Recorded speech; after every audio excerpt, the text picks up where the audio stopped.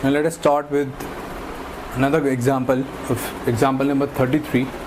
इसके अंदर क्या गिवन है कि एक बैटरी है, उसकी इंटरनल रेजिस्टेंस 3 ओम है और उसके सीरीज़ में एक अमीटर कनेक्टेड है जिसकी रेजिस्टेंस 2 ओम है और it shows a current of 0.04 ampere और उसके साथ एक रेजिस्टेंस एक्सटर्नल रेजिस्टेंस कनेक्टेड है विच इज़ ऑफ 100 ओम्स और इसके पैरेलल में एक हमने वोल्ट मीटर कनेक्ट कर दिया. Now we have to find the value of the resistance of the volt meter और साथ में ये भी फाइंड करना है कि find the reading of the volt meter and its resistance. तो ये है.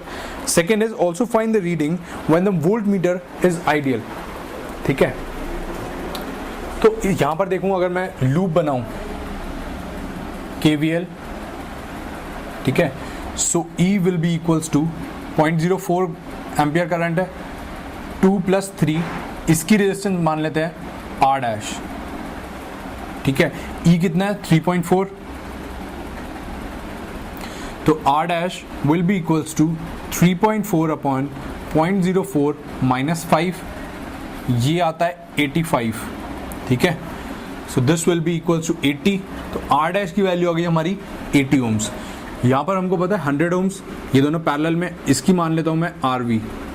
तो क्या आएगी 100 RV upon 100 plus RV, this should be equals to 80.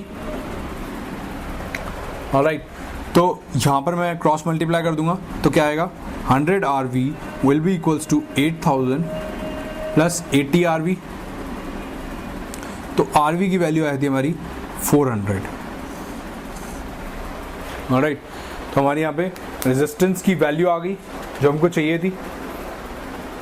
ठीक है, और अगर मेरे को यहाँ पे वोल्टेज बतानी हो तो वो क्या होगी, इसके अक्रॉस वोल्टेज क्या होगी, R dash into R dash जो 80 आई थी, R डैश इंटू 0.04, ये VR होगी. दिस विल, ये कितनी होगी, ये होगी 80 into 0.04, this will be 3.2 volts. Alright, now हमसे इसके अंदर जो पार्ट पूछा गया है इट इज कि find the reading of the volt meter when the volt meter is suppose to be ideal.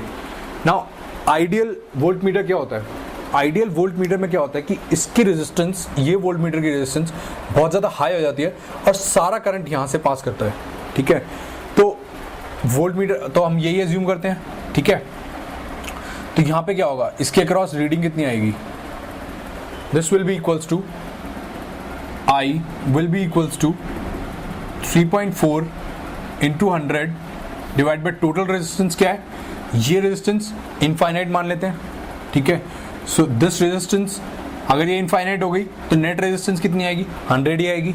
ठीक है, सो ये अगर, क्योंकि पैरेलल में अगर इनफाइनाइट रेजिस्टेंस होती है तो रेजिस्टेंस कितनी आती है, 100 ओम ही आती है. तो ये क्या होगा, दिस विल बी 3 + 2 + 100. ठीक है, इतना होगा. This is equals to 68/21. ये आप कैलकुलेट करेंगे तो आपका यही आएगा. Now we have to tell us the reading.